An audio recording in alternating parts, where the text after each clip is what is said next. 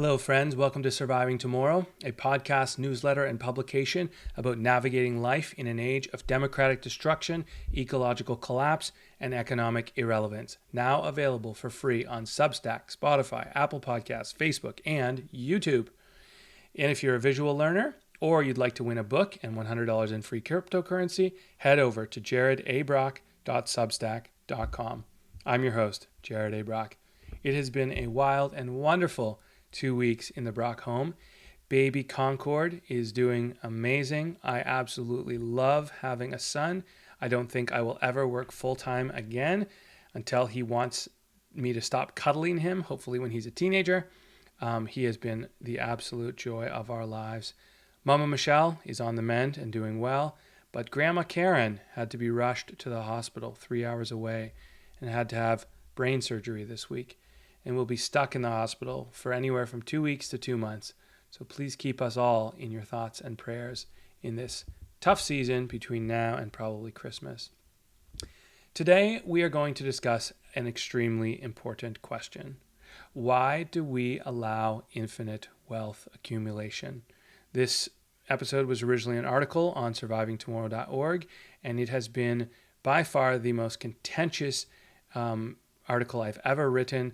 So many horribly angry comments from white men in their 50s saying, how dare I even discuss infinite wealth accumulation? So, as you know, the point of this show is not to get you to agree with me. It's simply for us to have a civil conversation. So thank you for listening.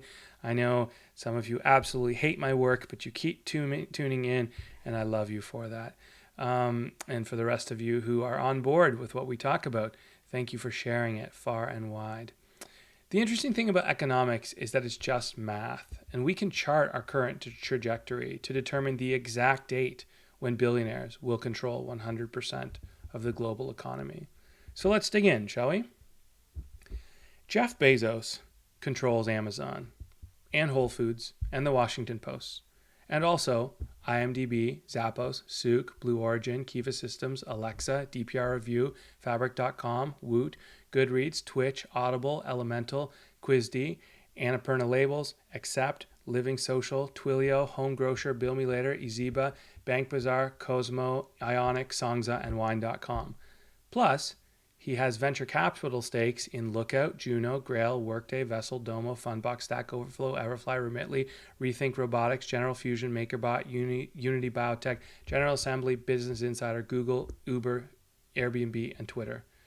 Plus, he's currently working on acquiring MGM, which, as many of you know, is home to James Bond, and I think it's very ironic that the world's greatest Bond villain is now going to be in control of the 007 franchise.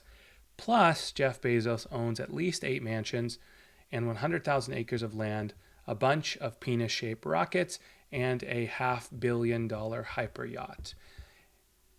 Bernard Arnault controls LVMH, which has swallowed up more than 70 of its competitors, including Dior, Fendi, Givenchy, Dom Perignon, Louis Vuitton, Moet & Chandon, Marc Jacobs, Stella McCartney, Laura Piani, Princess Yachts, Bulgari, Sephora, and Tiffany & Co.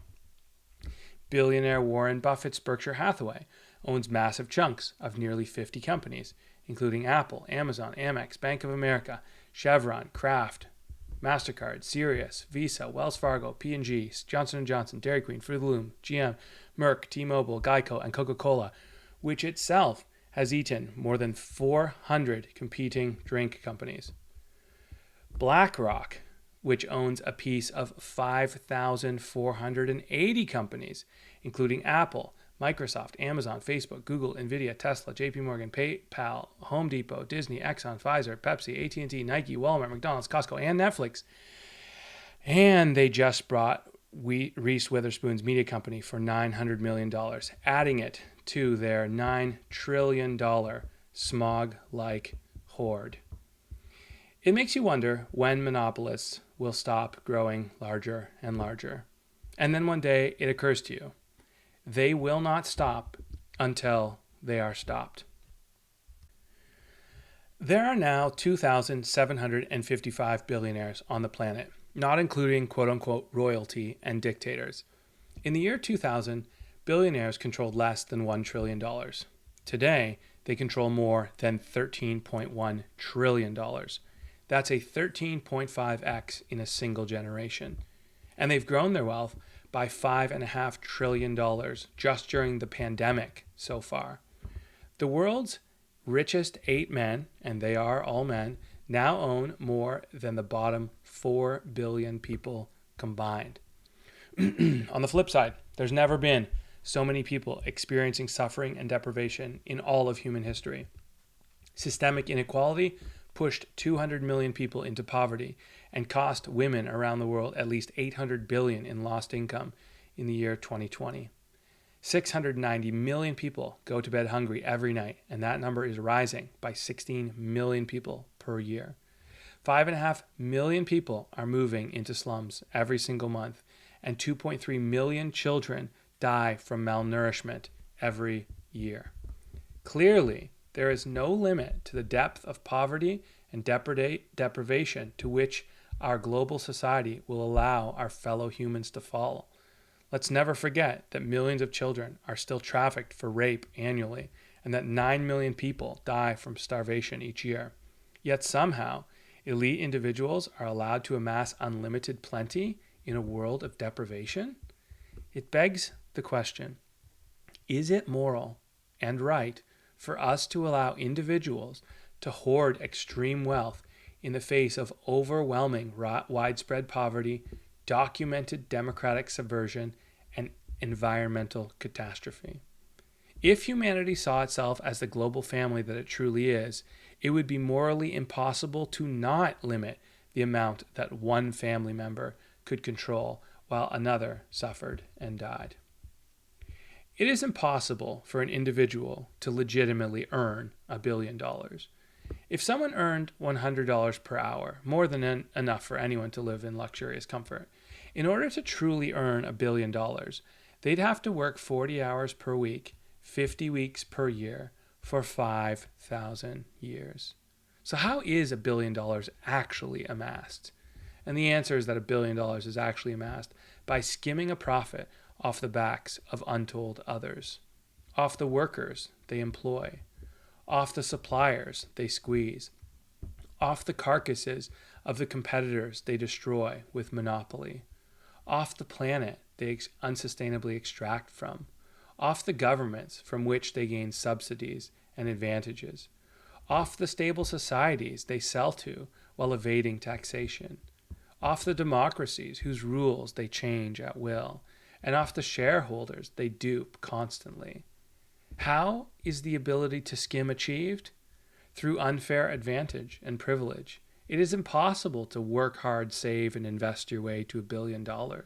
Let's be crystal clear, friends. Billionaires don't create jobs. They extract wealth. They extract value. They extract time and talent and creativity and effort from others on an industrial scale. Here's a short thought experiment. Which is better?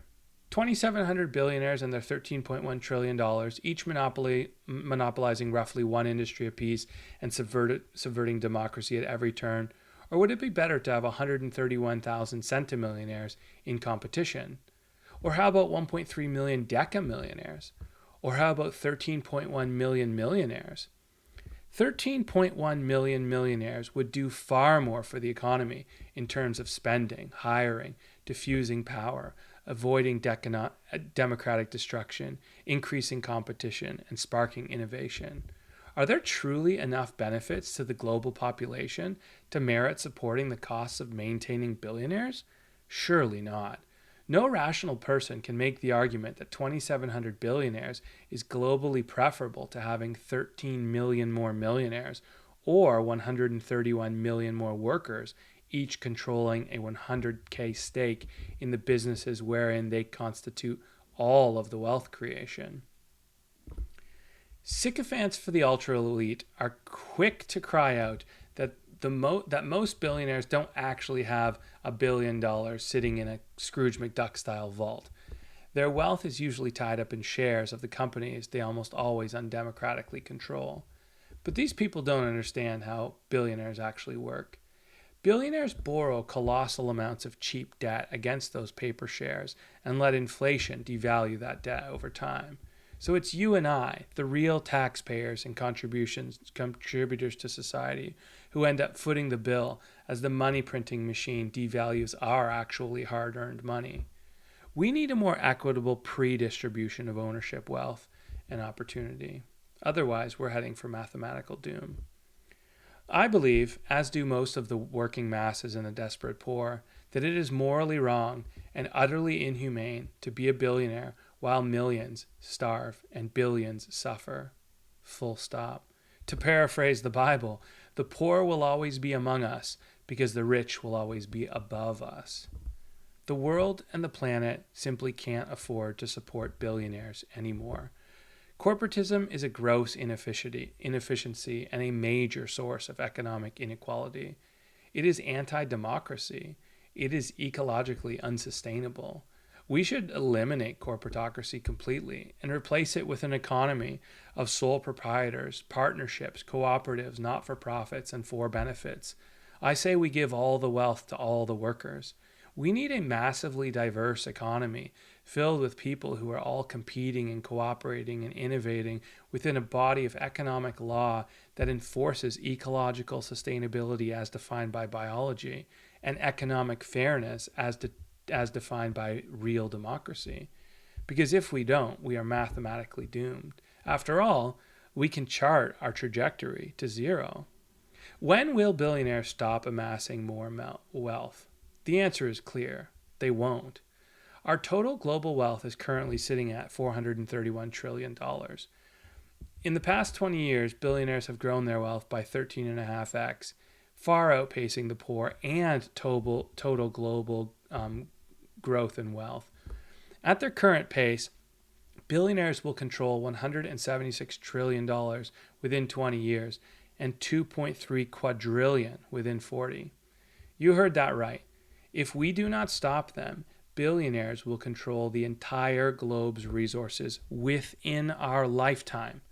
From there, it's simply a game of thrones to determine which few families will survive.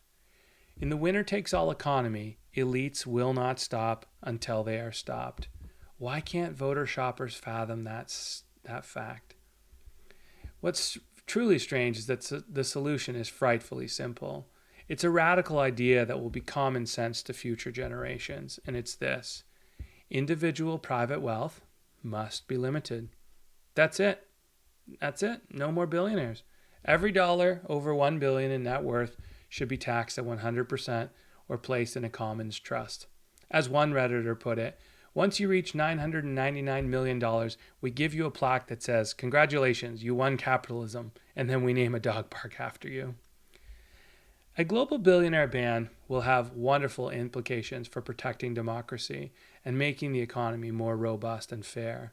Obviously, democracy can argue over the exact number of our new global limit, be it 1 million, 10 million, 100 million, even a billion, so long as we agree on the underlying fundamental that private wealth must have an upper limit.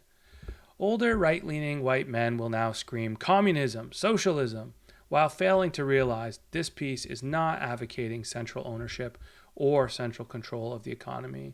That's what billionaires are working on. We need to reform our economic system. We need a more equitable pre-distribution of ownership, wealth, and opportunity, and we desperately need democratic limits to protect against monopoly and wealth hoarding. This isn't optional for the survival of our species. It's now required for the survival of all species. And we need to move quickly. In the time it took you to read this article, the world's billionaires gained $62 million in wealth, while 60 people moved into slums and 30 children died of hunger. How many more people must suffer and die before we restructure the global economy for widest spread well-being? Thanks for listening to Surviving Tomorrow. We are 100% follower supported, so please head over to jaredbrock.com to partner with us as a patron.